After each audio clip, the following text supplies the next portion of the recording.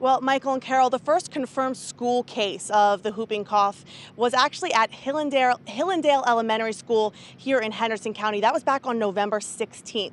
That's according to Henderson County Schools Superintendent or Associate Superintendent Dr. John Bryant. Bryant says 4 other schools also have confirmed cases. Those schools are Clear Creek Elementary, Bruce Drysdale Elementary, Rugby Middle, and East Henderson High School. Whooping cough is highly contagious, and doctors say anyone in close contact with someone who has the infection is likely to be exposed to the disease. The exposure often is about who else might be exposed and who might be affected by that particular exposure. So when we talk about the carefulness that has to occur for an infant or someone who's pregnant or may become pregnant or someone with a weakened immune system, you just really need to understand the impact that that has maybe at someone's home, not necessarily in the school setting exclusively.